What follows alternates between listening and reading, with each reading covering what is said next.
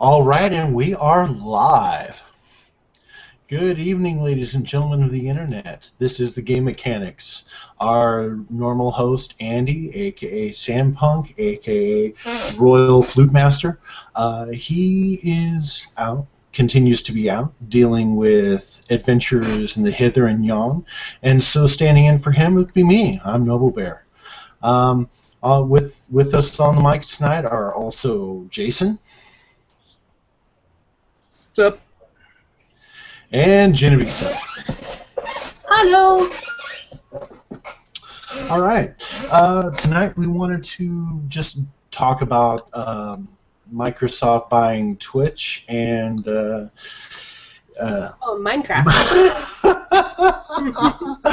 No, they did not buy Twitch. Oh God, no. Now who bought Twitch? Amazon bought Twitch, right? Amazon bought Twitch, which I don't know. On one hand, I was kind of hoping Google would buy Twitch. On the other hand, I was hoping Google wouldn't buy Twitch. But then Amazon bought Twitch, and I just don't know how to feel about that either way. We'll have to see what shakes out in the wash on that one. Right. But in the meantime, no. Microsoft has purchased Minecraft from Notch for $2.2 Sagan-worthy billion. And he... It was all of Mojang they bought, wasn't it? Oh, yeah. All of Mojang, actually. So They bought the whole company. anything else Mojang might be producing as well. So far, I think all they Notch had and is You were saying, Jason? Scrolls. Scrolls in Minecraft, and Scrolls was garbage. Oh. Yeah, I always see advertisements for two other games on the sidebar whenever I load up my Minecraft, I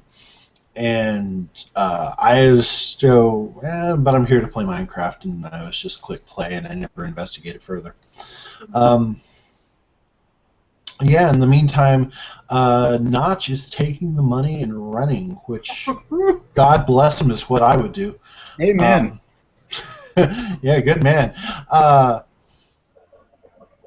And so we don't know what he's up to next, but in the meantime, it's been handed over to those in MS land, and so, yeah, I don't know. On one hand, it'll be interesting to see how they do with it. On the other, I don't know. Very cynical part of me looks forward to Tone at the Top slowly killing this game. I can definitely tell you, I'd be very, very surprised if, say, the PlayStation version of the game got any support whatsoever ever again. Yeah. You know? Yeah, PlayStation probably won't get any support. It's dead. Did a Linux version already exist, or was it something that was in the works? You know, I'm not sure. It's actually been a really long time since I've played Minecraft. I've had a problem with my account on Mojang. I haven't been able to play on the computer at all. Man. I don't know what's going on. Every time I try to log in, it tells me I don't have an account and then I need to pay for it again. I'm like, no, fuck you. I paid for Minecraft back in one of the earlier beta versions. Oh, no. Wow. But I did download the PlayStation version, which I was playing a lot, until my TV died. Oh, no. My Oh, man. TV doesn't work now, so I haven't played a console game in like a couple of months. Well, then. I actually haven't been. This is the first bit of news I've heard anything out of Mojang or Minecraft in a while. Was just because I happen to be on Facebook and Microsoft buys Mojang. What is this one of those? I clicked on. I was like, this is gonna be one of those things where is this a Rickroll? There should be a Rickroll, or give me that picture. You know, one of those we got you pictures or whatever. Like, holy shit! No, it's a link to Mojang. Okay. Right. So Yeah. Oh, very interesting. Big take. Yeah, this just after they dropped version 1.8, which had a whole bunch of fun updates in it. So, like, oh man, just a bunch of stuff. New not necessarily a new biome type, but you know how deserts got desert temples, Yes, I love the desert. and so now there's a water temple. So you Ooh. can go out and explore the ocean and find water temples randomly now, which will have new block types, a new mob type, and a new, I guess, mid-boss type. Got some monsters down in the ocean. Yeah. Very fun. Yeah. And stuff like they did things with the wood, so now that each wood type has its own characteristics. So if you, because it already was different colors, Yeah. and textures, but now but it used to be that if you made things like fences or doors with it, that they were all identical, same as if it would be with oak. And now each wood type produces its own door design, and that the doors stack. So you don't have to have like 4 different doors taking up 4 slots in your inventory now. That's so that's cool. Just lots of little tweaks that just make the game flow a little more smoother, be a little more fun. cool. Now, if Microsoft is smart, if they're smart, what they're gonna do is leave Mojang the fuck alone. Yep. Oh, that's destined to not happen. Let the guys at Mojang just do what they do. It's a no-brainer. You just leave them the fuck alone. They already made a great product, and they're doing great updates, and they're listening to the fans. Just leave them alone and let the money roll in. Mm-hmm. It's a cash cow. You don't have to do anything. Yeah, unfortunately, I don't think that's how it's going to play out.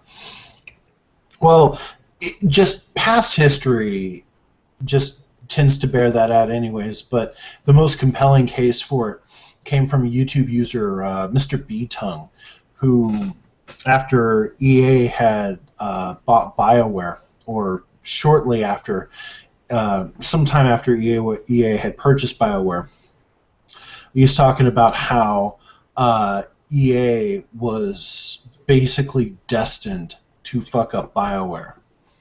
And he looked at the board of directors, and he basically talked about just corporate culture and how it's very much toned at the top. It's that the people at the top have their priorities ordered differently because of the nature of their job and their occupational background, and that they are the ones who determine the rules and just kind of the nature of things as it trickles down and moves down the food chain, and consequently stuff is going to be messed with because things will be brought into line with whatever that head person's notions of the corporate culture should be. Possibly. But I'm going to stop you there because the topic on hand is a little bit different. That's exactly what we came we're out all here over the to map talk tonight, about, so hey. Whatever. But So- okay, so okay. As is in the yes, as is in the episode description. Mhm. So this was inspired by the forums on Fear the Boot. That we have a Minecraft thread going there, a little bit of chatter, and as soon as the news was out that Microsoft had purchased Mojang, it was brought up that Notch had promised previously, way before any of this had happened, to release the source code of the game when he was done with it. When, I guess, he had imagined it being a completed game, and when it was finished and he didn't have anything else to do, he was going to release the source code and let the community take it over. Well, that didn't happen. So, and I'm not sure exactly where this was said. I found bits of an interview where it was implied that this was what was going to happen. I didn't get a date on it or any hard confirmation. But it brings up an interesting topic of a game developer responsibility. I mean, Should he have released the source code and not taken the $2.5 million? Was that a betrayal, or was that perfectly legit? If I was offered 2.5 or what was it, 2.2 or 2? I read somewhere 2.2 billion. 2.2. If someone offered me $2.2 billion to break a promise I might have made in an interview somewhere, maybe, back when I thought this shit I was making was never going to go anywhere, and I didn't take it, that's correct. You should lock someone up who doesn't do that. Actually, I should correct. It could be 2.5. I think it's 2.5. No, okay. I don't know where I got the 0.2 stuck, but basically more than $2 billion. Yeah, I think the zeitgeist on that one is, if it were me, I would take the money. I think the internet fully supports Notch taking the money and running for the hills. And again, like I hadn't even heard about the promise to release the source code, but you said, Jenny, you said you couldn't even find it. In all honesty, in my 5 minutes of internet research, I wasn't able to bring it up. I did hear he had referenced in an interview that was basically the plan, was that when the sales dipped off, when he was done with it, that he'd release the source code to the community. Obviously, sales haven't dipped off if it's worth $2.5 billion. Nope, that one is not going to happen. I wouldn't either. And, something that's kind of, especially since you don't have an original, I don't know what was said, but if he flat out said, when I'm done with it, I'll give out the source code, and he didn't do that, that's a little fucked up, but I can't blame him. Right. I wouldn't either. He should, in my personal opinion, if he did say that and he didn't do it, the least he should at least apologize. Maybe put a little thing out to their friend. I know I said this and I didn't do it. I'm sorry, but that's a lot of money. Right. But there's no scenario in my head where he shouldn't have taken the money. Yeah. No, the only thing that it really hurts is his reputation with people of the community who are really looking forward to it. But in the case of $2.5 million, I would almost say he has the greater responsibility to, his loved one and whatever kids they might have, and his grandkids, and exactly. The family's going to come first. Again, if he did say that, and if it is becoming, again, I haven't heard anything about it until now. If it does become something that, a shitstorm or so, then he should probably address it. Yeah. But again, he should take the money. Right. Oh yeah, absolutely. Also, it's not like Minecraft is at want for a modding community. Go through the Steam Greenlight section, and all you'll find are games inspired by Minecraft. I don't think really we need the source code. No, I think we pretty much got it. There are so many clones of Minecraft either in production or already out on Steam Network and probably a bunch of other places too. It's a moot point now. Yeah. There's Minecraft but better looking Tug. I talked about that in a Yeah, we saw an update for that on YouTube recently. Where the developers got out and talked a bit about the game. Yeah, they've added Predators and Prey now. Nice. Yeah. Also, speaking of clones, we've been playing Terraria. And that's been a ton of fun. Played that, yeah. It's neat. It's really cool. It's a lot more objective oriented in that there's if you just want to just go and explore, it really scratches that itch, because that's one of the things that I like. I like going and doing different things and discovering new stuff. And Terraria really scratches that itch, because you can dig as far down as you want, or you can just cut straight across the terrain, because it's all in 2D. Yeah, and there was a couple others that caught my eye. I can't remember their names now. Yeah.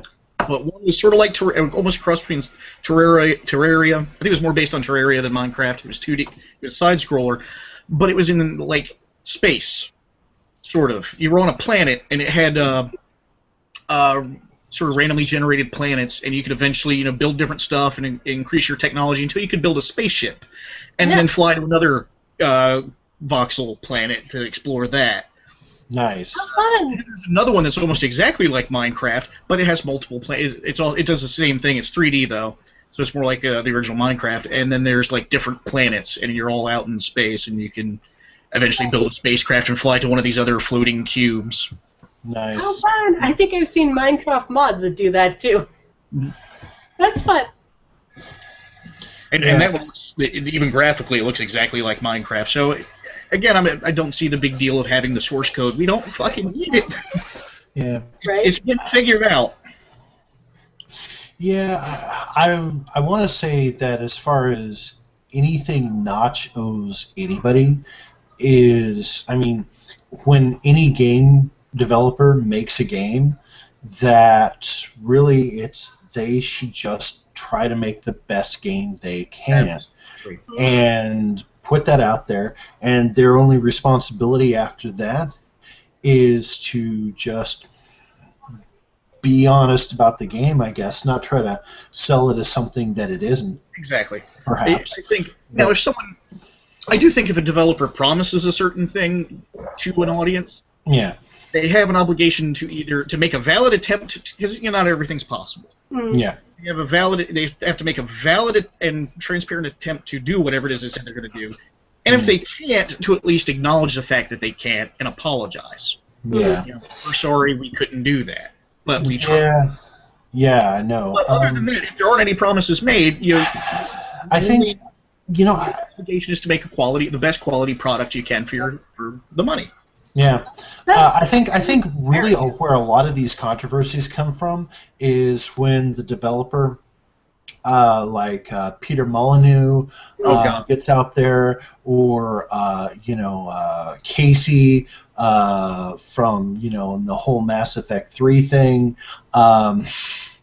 That I think it's when they get out there and they oversell it, or they get out there and they drive the hype on false pretenses that the game itself is fine. They certainly release a complete product, but that all the stuff that they've done beforehand has created this sense of anticipation or vibe that the game just doesn't or cannot live up to.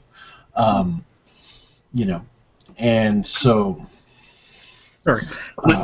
Slightly off topic for just a second. I would love to see a game that is the way Peter Molyneux described the original Black and White.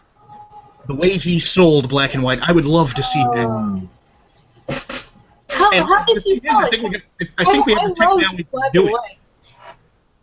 I like Black and White. It was a good game, but Peter Molyneux would not keep his cock holster shut, and he overhyped it to this thing that back then you probably couldn't have made. I think we could now. Somebody really needs to go and make it now. Mm-hmm. And I think what happened is he had an idea for the game, and of course the limitations of technology and timetables and all that and funding, he could make that game. But he never told anyone. They started off promising the heavens, and the game was mediocrity. But it was decency, actually. I wouldn't say it's mediocre. It was a good game. But it was a far cry from what he said he was, and he never came back and said, okay, we couldn't do this, we couldn't do that, but we still got... He just, all the way up until release, it was the sky, and then you got... It wasn't just Black and White, though. It was also... Well, just about every game that he's released, but especially the Fable games. Mm-hmm. Where he goes out, promises the moon, and then delivers serviceable mechanics and a really dysfunctional story. But it's not about the story. You know what? If you include it, it's one of those things that that one of my art teachers used to tell me. It's like... It's not part of the assignment, but if you include it in the work, it becomes part of the grade. And so yeah. That's true. Yeah, he doesn't even have the good mechanics anymore. Oh yeah, because you were playing Goddess, right? I Which got was the sucked latest in. bit of hype that he released. New God game, and it's kind of, he made it sound a lot like Black and White, and I'm like, oh, I'm so happy, I love that game. Yeah. And I eventually got it. Listen to him. Oh, I know, it's so terrible. I wish he had just done an updated version of Black and White, because that would have been so much fun. Black and White was a lot of fun. I actually heard about Goddess through Star Citizen. Oh, nice. Which, if you want an example of a company that does things right by their player base, CIG is definitely it. But that's actually because it was all funded by Kickstarter and crowdfunding. Anytime Chris Roberts sees a project from another game developer on Kickstarter or whatever that may not be getting the attention he thinks it deserves, he likes it. He puts it out there on the Star Citizen forums because he knows he's got 600,000 people watching his forums. Nice. And raised over $50 million. Nice. So he'll advertise for other companies and stuff if he likes the project, and that's how I heard about Goddess. Nice. And I was like, of course, I immediately saw it. Peter Molyneux. I did click the link though just to see. I was like, maybe he's finally come to his senses. Maybe he's finally doing that version of Black and White he promised us. And then over there, I'm like, it looks like a stripped down version of Populous. No, and I did not. On the Kickstarter, or oh man, so you gotta tell him, because Genevieve was playing this game until very recently, and I finally rage quit. I'm back. This game was bad. Tell him how bad it was. Oh well, it's you have your little people, and you're a god, but you don't have a lot of powers that you can do. And you can direct your little people to build things, but they don't do a whole lot else on their own. And a lot of the time you're just sitting, waiting around to collect belief. And sometimes you're sitting around waiting around to collect crops or iron. And then there's the thrown in, the tribe of people who try to take your people, just added in for frustration. So it's like a stripped down version of Populous. Yeah, I haven't played Populous. It was Peter Molyneux's first God game. Oh, okay. And, it was way back in the day, so it was actually pretty. I liked it. It was decent for the time. Mm-hmm. You were a god. You didn't have a whole lot of power, but you didn't have to micromanage. I never understood the idea of micromanaging as a god. Why the hell? Like, the only thing I should be telling my people is where to put, like. I go back to other religions, like the Old Testament and various mythologies and stuff as to what a god game should be. I should be telling you where my temple goes. Oh yeah. Maybe like, an ark or something. I'll give you some blueprints. Build me a temple. Sacrifice goats here. Yeah. That kind of stuff. Or here.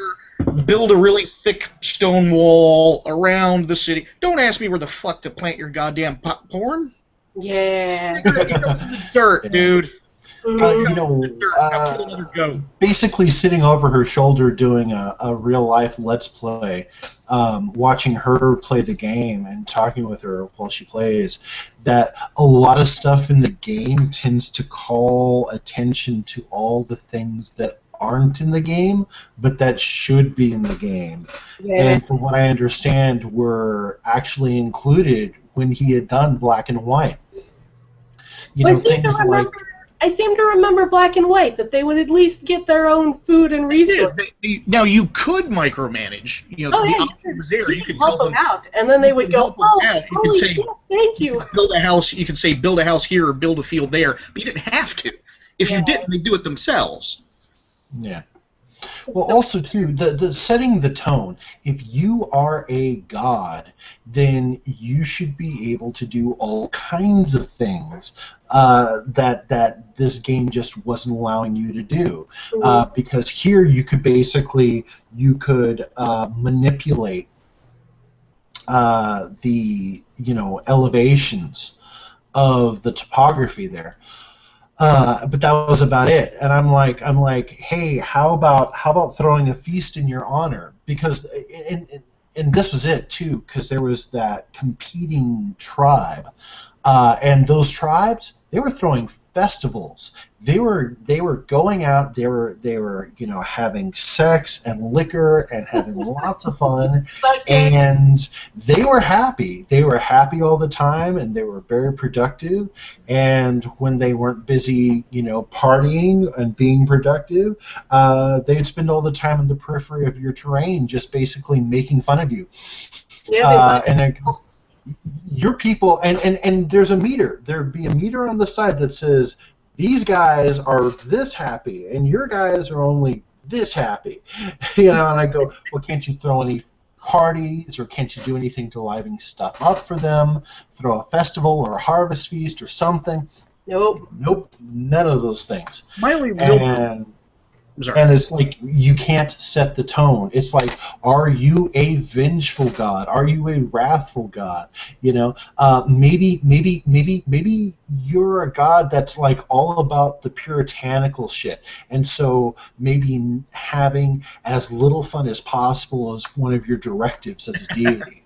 And fine, you should be able to play it like that, but then you should be able to set like a moral code so that not having fun is a good. The people can feel good or positive that they're not having fun if you direct them and prod them in certain directions and stuff. Being able to send out prophets to go proselytize to the other tribe, or missionaries or whatever. You can barely do anything, and there are no consequences to what you can do. My only problem with Black and White, compared to what they said it was going to be to what it was that it was such a small area. On one little island, and then you went to this other little island. It would have been nice to have had a larger world with a sandbox mode, which is originally how it was portrayed, as being this big open world sandbox. If they had just given us that, just give me the big open world sandbox to be my day, I'd be playing it right now.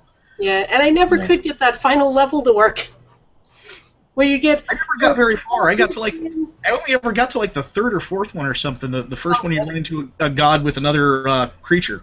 The guy. At one point you get teleported into a larger map, or the map becomes larger, and there are like 2 other gods that you're going against, and the game would just overwhelm my computer and the whole thing would explode. I couldn't even play it. It was so sad. I'd love to see an open world MMO. Ooh, that would be fun. Instead of clans, you have Pantheon. Ooh. Nice. Yeah. That could be cool. I love the creatures, too. Let's keep the creatures. Oh, yeah, absolutely. I kind of preferred it back when they were first talking about it. They called them Titans. Nice. And they were actually little animals in the environment. You just go around the environment, pick up an armadillo or whatever. Whatever little animal you saw. Yeah, I think it was like a tiger or an orangutan. And well, that was how it ended up. That's how that ended up. You had a choice of a tiger, an orangutan, or a cow. Originally, the way it was described was you wouldn't have pick a Titan. You just see animals out in the wild. You'd pick it up, bring it back to your temple, and your like holy influence or whatever would turn it into a Titan. It would become like this giant bipedal thing. Oh, which is awesome. So much better. Yeah, in Black and White. That was the last he said, was like, you'll grab this animal out of the woods and you'll put it in your temple, and your magic influence will make it into a Titan. And then when the game comes out, it's like, pick your Titan, or pick your creature. They don't call it cow, orangutan, tiger. Fuck, really? Well, tiger. Did anyone pick anything else? Cow. I am the monkey god, and I will bring your certain doom. I did actually. If it hadn't been a cow, because it had the udder, so it was obviously a cow. Had it been a bull, I probably would have gone with it and then been singing, I am the bull god, I am free, something like that, or lots of golden calf statues everywhere. But nice. Unfortunately, it had the udder, totally so it should be able to. Oh man, and the tech is out there for it. Yeah, and it totally exists now. Even where since we have to strip things way down for console, you could totally get away with doing that on the console. Oh yeah. And what they even had was brilliant. The way you could teach your creatures. Oh yeah. I actually managed to teach my tiger to only eat enemy villagers. Nice. That took a while. I had to hand him one of my villagers, wait for him to eat it, and then slap the shit out of him. and then do it again, and he'd kind of get ready to bite, and I'd slap the shit out of him. And he'd set it down, and I'd pet him. But then I had to take him to the enemy village and hand him one of the enemy villagers, and when he set it down, I had to slap the shit out of him. Oh, that's so great! I'm so glad you managed to do that. It took a long-ass time, but eventually Tigger would eat enemy villagers, but not mine. That makes me so happy. It was awesome. Oh, man. I called him Tigger. Oh. Excellent. That's perfect. I think I did play the monkey once, just because he would throw his poop. So the tiger.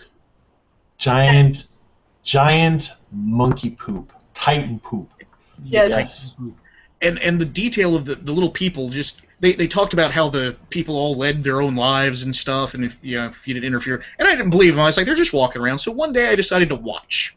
Nice. I zoomed in on this little girl who had just left the creche, because they all kind of grow up communally. So she just left, and I zoomed in and watched her.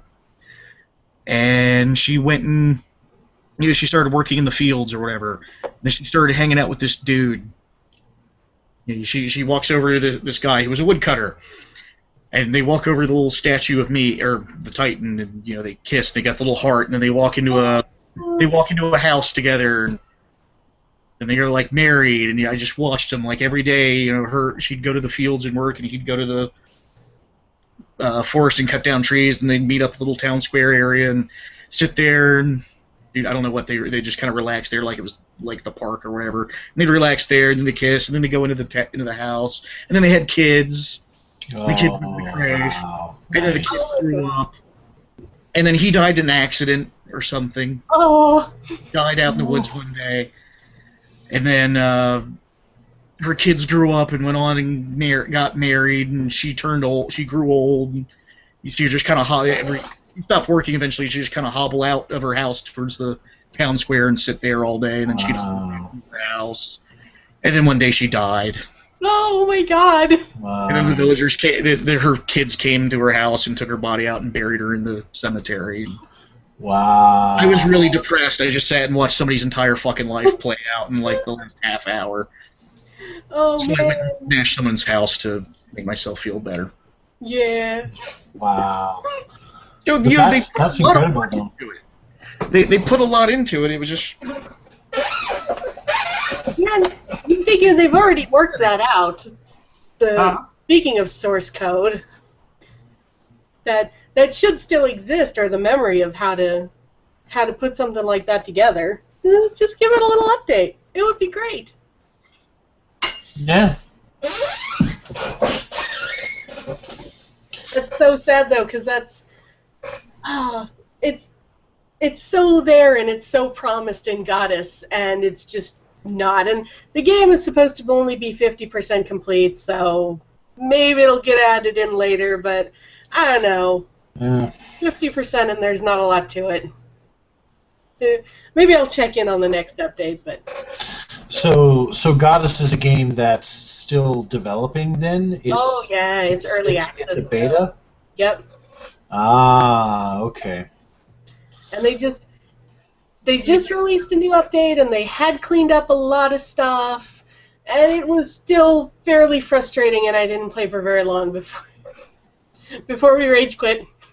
Yeah, that's something. I've done that a couple of times where I've played a game that I was playing the beta, and it was, not to be too unfair to those games, but it was a fairly unsatisfying experience. And by the time the game finally got to the stage that it felt like a more complete game, I got bored and tired, and I already put too much time into it, so I just moved on and just never looked back. So yeah, I guess that's the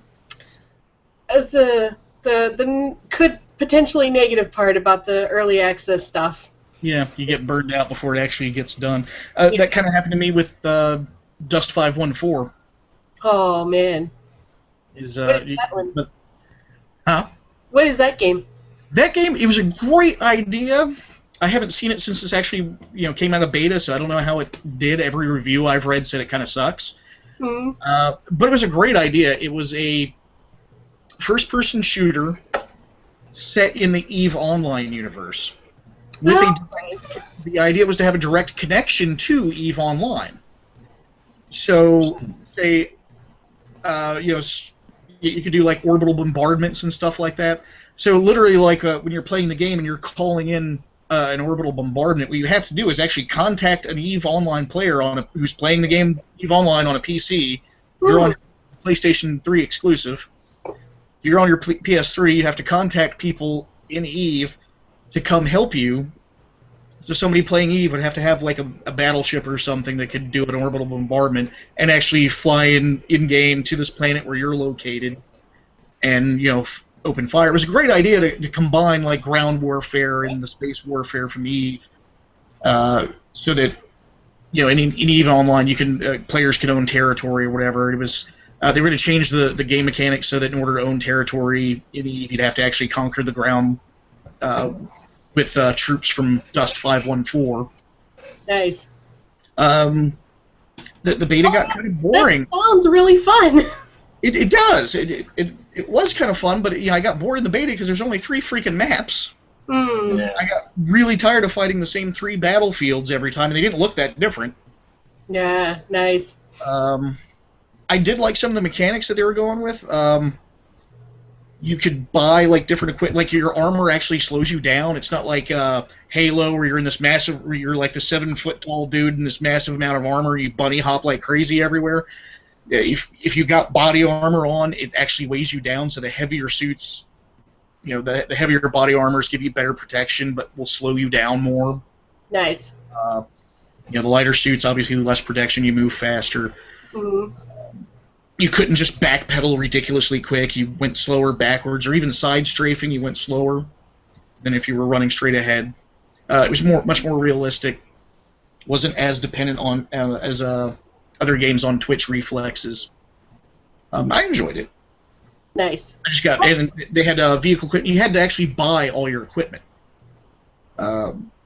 You'd start off with like a free loadout, but you had to buy all your different equipment, different augmentations for your armor, your different weapon systems, ammo, vehicles. And anytime you lost it, you actually lost it. So, if you die, you'd respawn in a new clone body, but you actually lost that suit of armor. That suit of armor is destroyed. You'll have to buy another one. Oh. Which you couldn't do during a battle, so what you'd have to do is stock up and hope you didn't die more times than you had, that great new expensive suit of armor I had. You'd still respawn, but you'd respawn with this crap starter armor instead of that expensive high-end stuff. Oh, damn. Yeah, so dying could get expensive. Mm-hmm. Oh, how interesting. It was. They had a lot of great ideas. Yeah. I didn't play through. I got bored with the beta, and from what I've heard, it suffers from the same big problem that EVE does, which is the game is entirely dominated by the giant mega corporations that were dominating EVE. As soon as they heard about Dust 514, that this might play a part in territory, they sent people to go play fucking Dust 514 and establish their own ground forces. Jeez. So instead of having these independent mercenary factions working for the big EVE factions, no, they're just they were all big corporations in Dust, started by the guys who run the big ones in EVE to be their ground forces, and they entirely dominate everything. Yeah. If you're brand new starting out, you get in, you got no money to get the good gear or whatever, and if you're lucky, your first few matches will be against other little random teams. More than likely, you're eventually going to run into one of the big, the Goon Swarms, ground troops, or whoever is one of the big EVE corporations, and you're just going to get your ass handed to you every single time. Man, where's the antitrust legislation when you really need it, huh? Exactly. That was EVE's big problem. Nullsec is the area where you could actually own territory is completely dominated by the very large organizations that have been. There hasn't been a big shakeup in years. Man, that's too bad. The big group now used to be the sort of underdog rebel type years ago, and no one's been able to take them down a peg. And from what I've heard, anyway, that's the big problem with Dust. at the moment. Mm. And I haven't played since the beginning of beta, so I don't know. Yeah. Oh well. Yeah, it's kind of the problem with a lot of MMOs.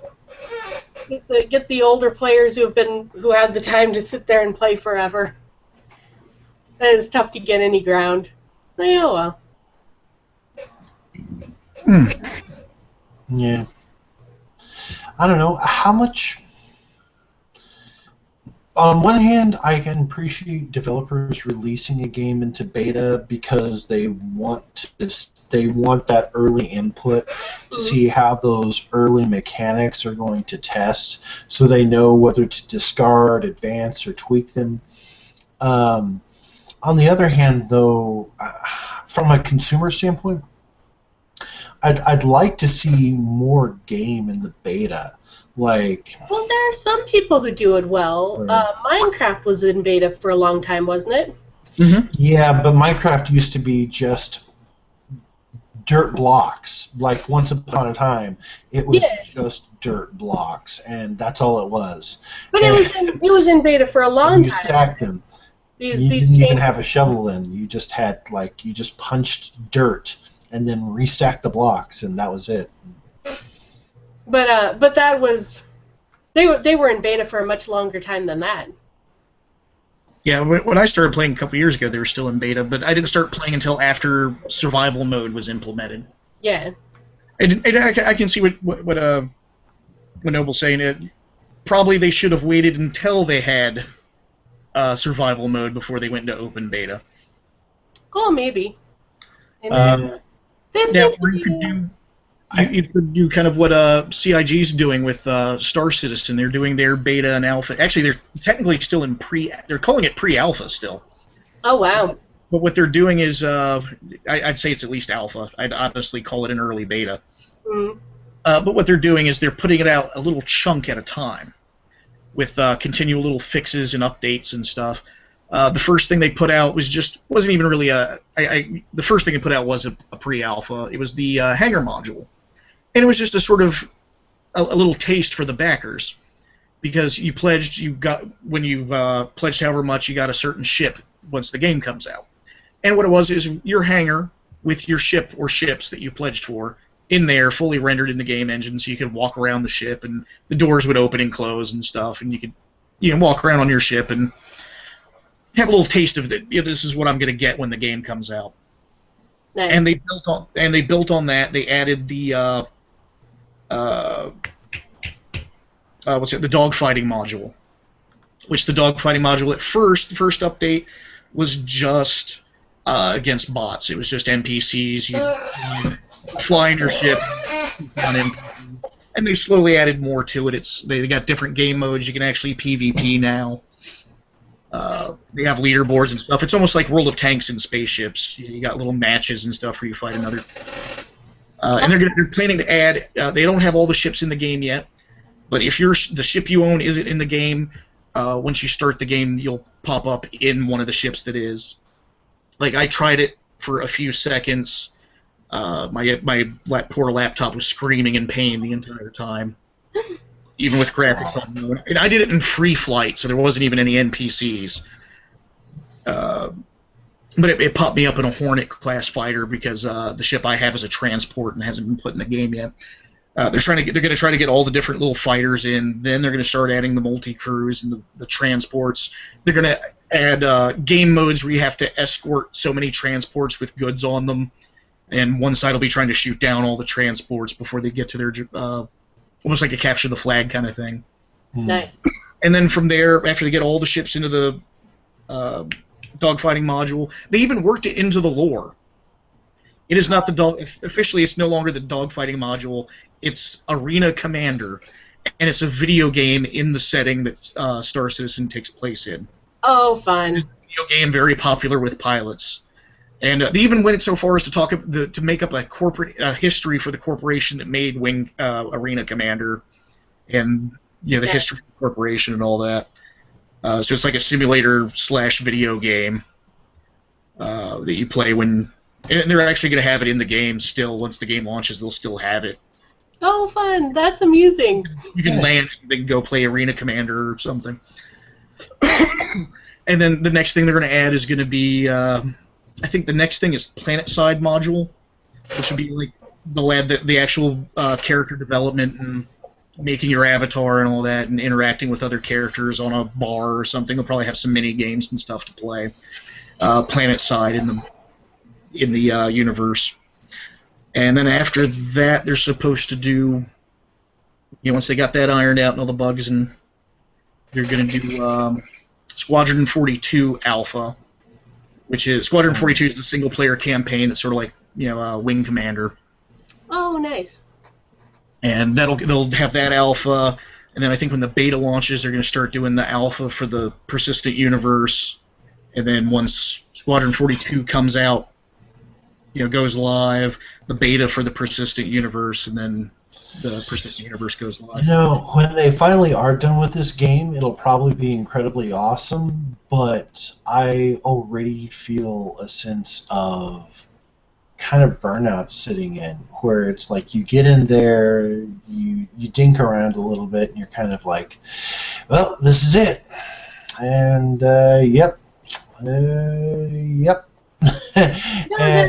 and it's because they're still working on it. They're still adding assets and adding types of things and building out stuff and so I don't know. That sounds to me like how you would want to do a beta. It depends. I haven't really been able to participate since, except for the hangar module, which I was just doing it earlier today, popping into the hangar, which they've even updated that, even though they're past the hangar module into the fighting module. They've updated the hangar. There's now a voice going over on an intercom saying different stuff. It sounds like you're actually like at a spaceport, with the owner of the Red Aurora marked 379 Bravo, whatever. Please report to your hangar.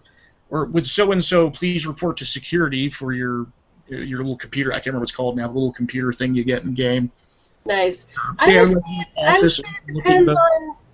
would say it depends on what you release and how often. Yeah, it's constantly being updated with new stuff. I haven't been able to play the dogfighting module, so I can't say if that's getting monotonous or not, because I can't play it. But I still haven't gotten tired of getting into the hangar module every once in a while and just walking around Tranquility. And they're still updating ship models and stuff.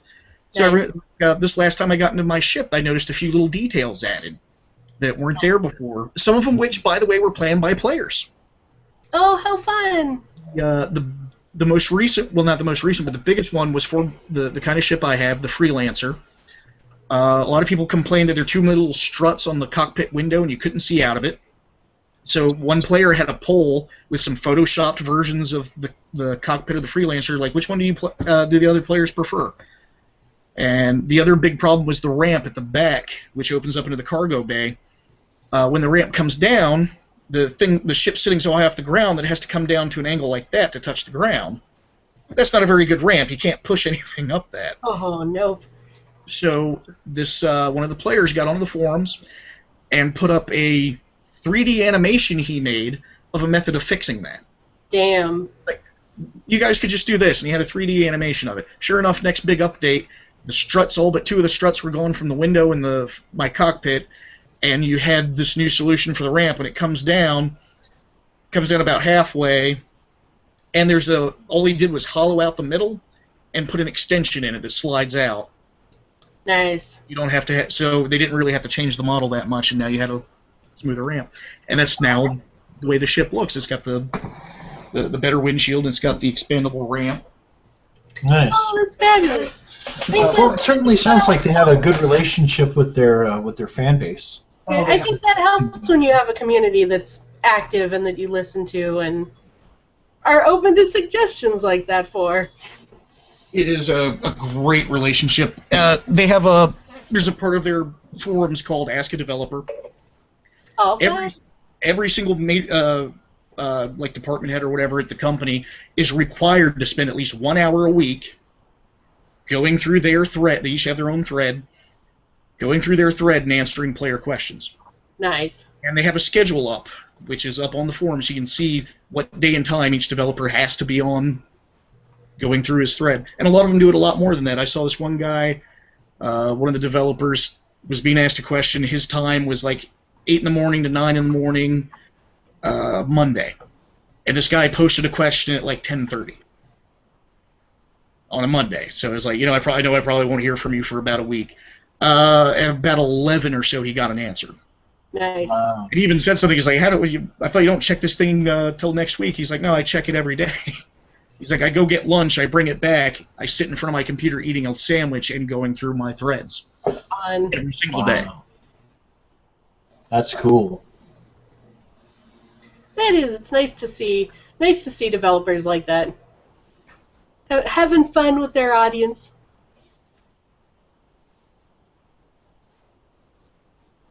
Sorry, I'm looking for sugar. It's there somewhere. That's very important.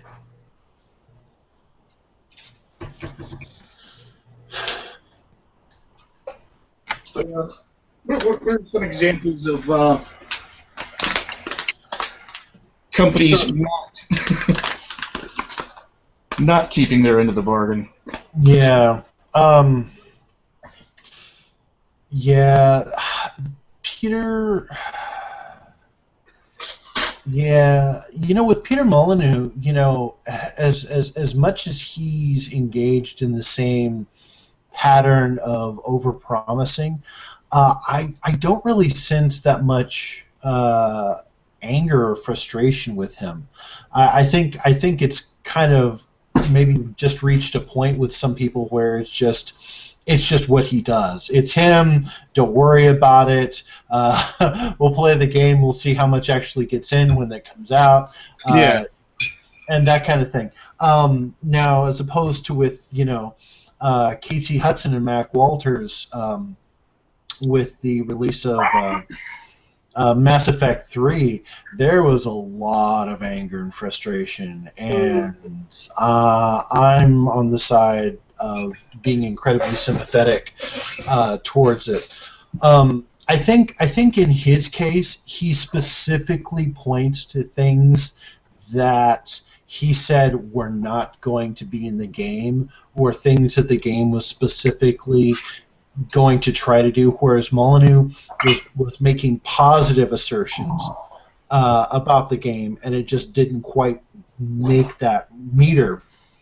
He said, yeah, all of these things, we think these specific things are bullshit, like choosing A, B, and C, and then you pick your flavor of ending, and then he specifically did A, B, and C, and I think he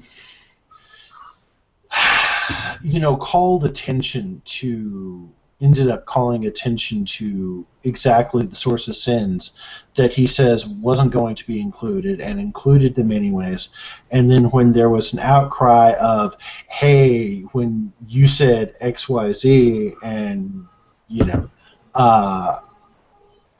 and when there was the outcry, he basically got out and got incredibly defensive and started escalating by accusing the fan base of being entitled, just a bunch of entitled gits who you're just a consumer, you're just a player, and if you don't like it, you can always not buy the game, you can always just turn the game off.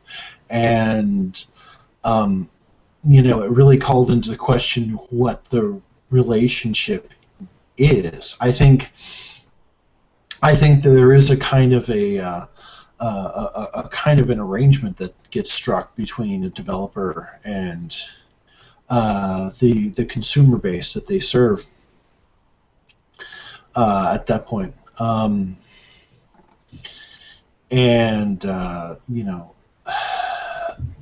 something where maybe there aren't hard and fast rules, but there certainly seems like there's principles that should be respected. Mm-hmm.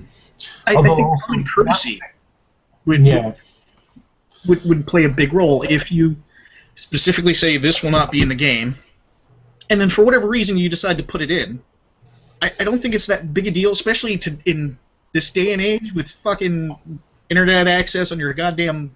I got a supercomputer with internet access in my pocket. Yeah. It's not that hard to put a little post up on your developer forum and say, hey, we ended up doing this, or we couldn't do that. I think communication would go a long way. Yeah. Like, I'm going to bring up Star Citizen again, I'm sorry. Actually, I'm going to two incidents. I'll compare two different things, actually. Okay. One was the big debacle, I don't know if you remember, the DLC for Skyrim on PlayStation. Okay. PC got it, Xbox got it, PlayStation didn't. People on the forums are like, "Hey, when's PlayStation gonna get, this DLC out?" We're having some and they put out a communication. We're having some problems coding it for the PlayStation because it's harder to code for than Xbox or PC. It is. We've got a team coming over from Sony to help us out. We'll let you know. Oh, that's nice. Month goes by. People start asking, "Hey, is there any update on the PlayStation? It'll be ready when it's ready." Oh. Do you have a? Is it still coming out? We don't know.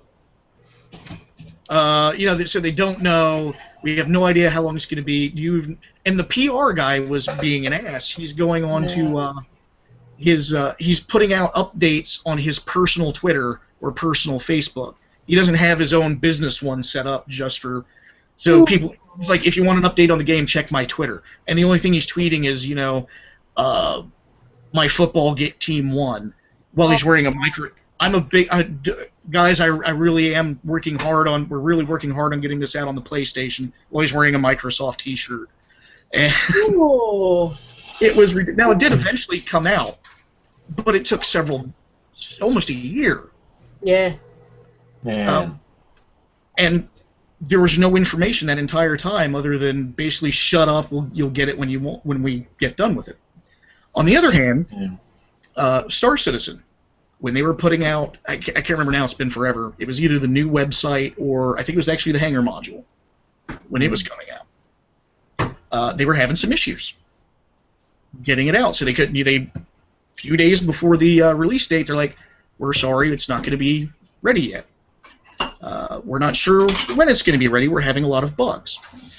And about the time the release date came out, they put up a post listing how many bugs they had. Now, they didn't go into detail like it was, what the bugs were, but they're like, we have this many game-breaking bugs, this many really obnoxious bugs, and then a few days later, later that week, here's another update.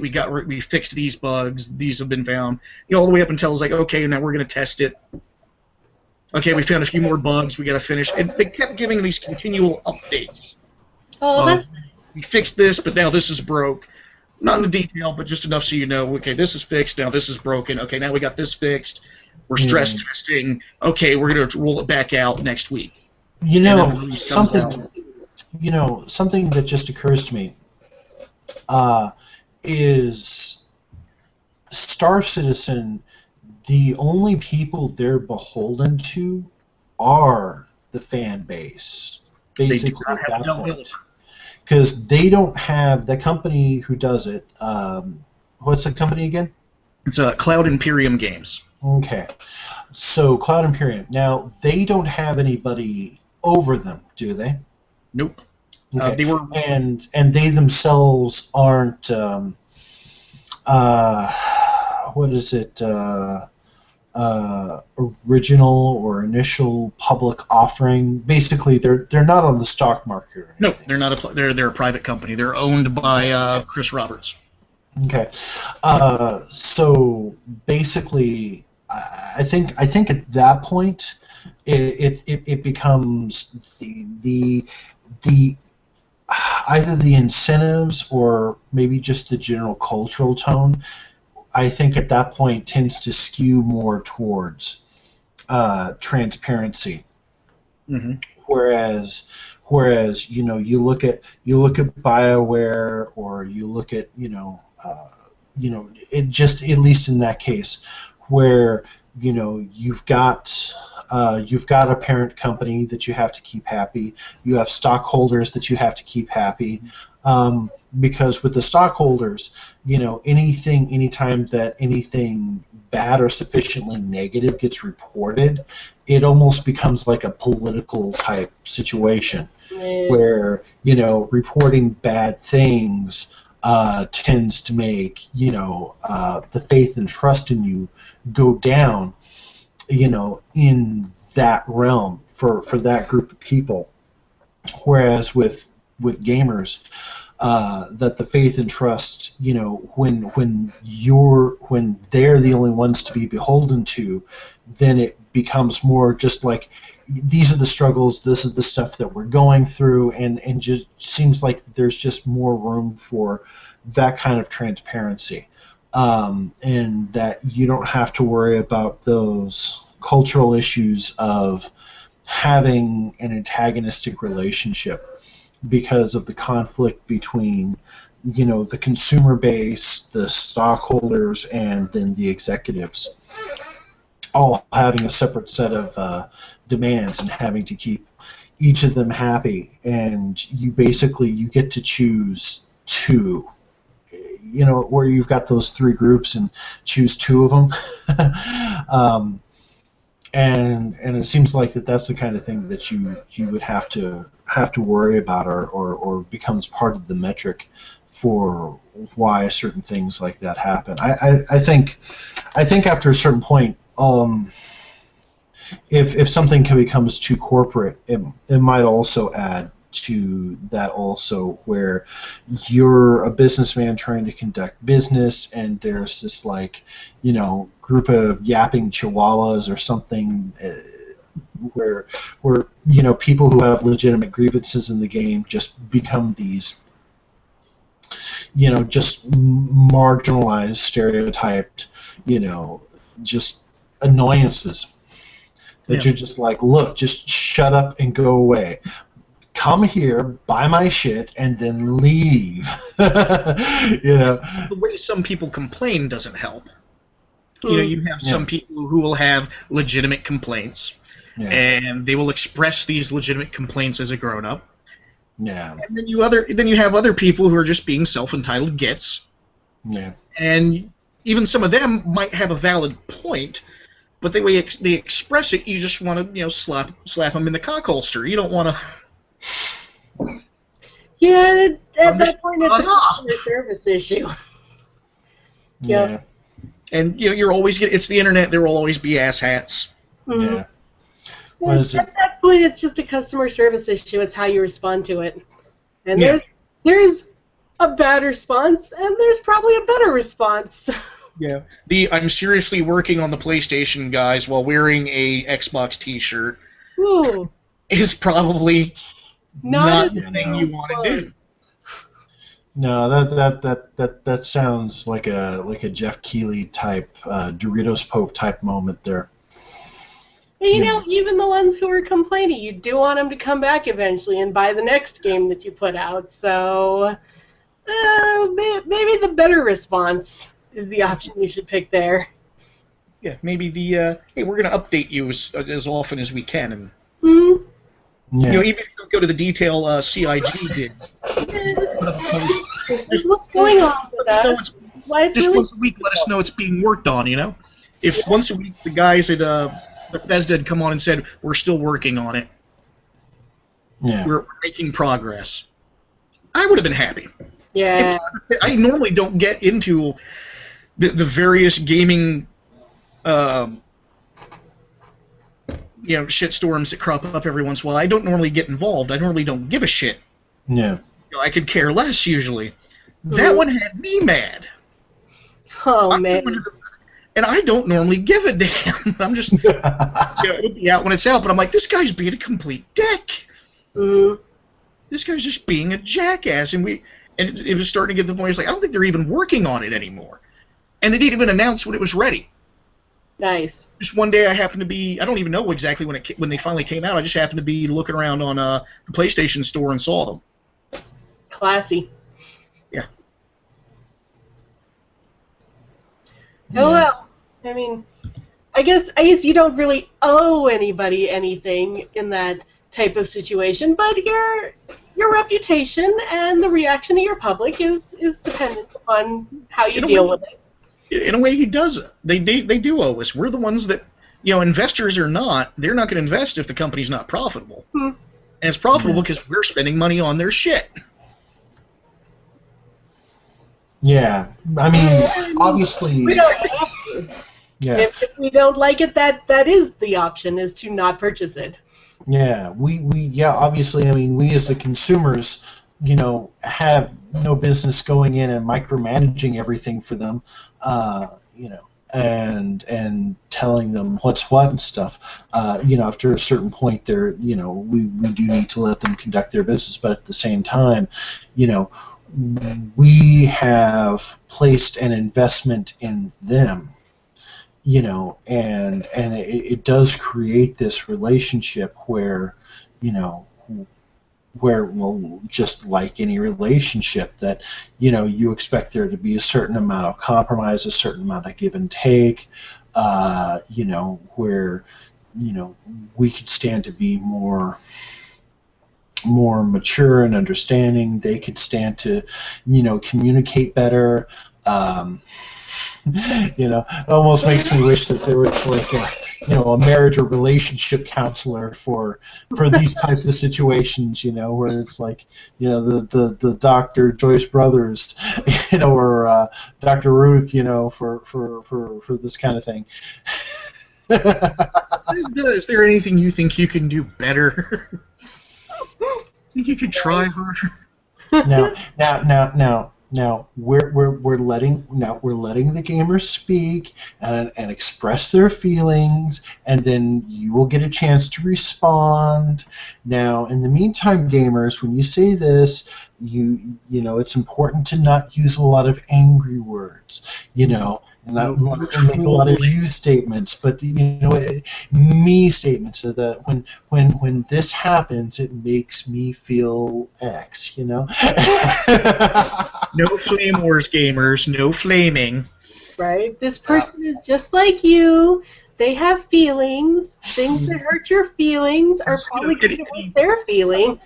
Any trip through a pre-release or an early release and even a released games forums will show you that, a lot of gamers can be entitled asshats and really just shouldn't be allowed to interact with civilization at all. Yeah. Even CIG is nice, which has a really nice community. Star Citizen community is really nice compared to other video game communities. Yeah. It's got its share of asshats. They're everywhere. It's the internet is their natural environment. It's like I don't know, rats in sinking ships. I don't know. No. Not even the internet. It's just they exist in real life too. Yeah, but the internet. You run into those customers together into one from all over the world into one forum. Just a number of them. Yes. Here in the wild ecology of the internet, we find the Peruvian asshat. This common and arboreal species tends to be all too prevalent within the gaming culture. It feasts upon the tears of developers. Yeah. Draw parallels to that fungus that makes certain ants into zombies, and then they go run around, right, and do things with the fungus. But yeah. Well. So what's our conclusion today? What's our lesson here?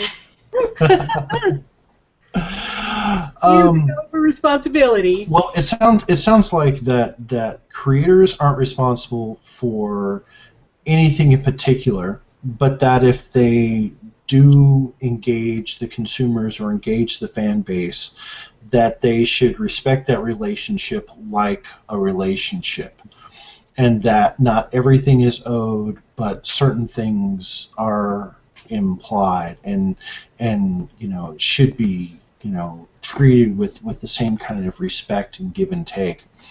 Well, if you're going to include it in the art assignment, it'll be graded. Yes. Included Basically, what you do. the more a developer communicates with the player base, the more they need to. Yeah. If you're going to go on about a list of features and stuff that's going to be in the game, and then for whatever reason it can't make it into the game, then you need to follow up. The more you engage, the more you have to follow up and continue to engage, which isn't that freaking difficult nowadays. But the more you do, the more you generate that kind of positive community. The more rewarding. It's going to help, and you'd be surprised how forgiving people can be when you're like, okay, we can't do this, sorry. As long as you continue to explain and such, pretty forgiving group of people. So, on the other hand, shouldn't be entitled jackasses, and developers shouldn't be arrogant jackasses. Exactly. The jackassery should stop. I think we have a responsibility to end asshattery wherever we find it. Shoot the Peruvian asshat trolls. Yes. The all too common Peruvian asshat. Rare my ass. It's everywhere. It is. All right. Well, with that, then we'll call it a show. And thank you very much for tuning in. For those of you who are watching it now or watching it in the distant future. And with that, we'll bid you well. Till next time, folks. Ah.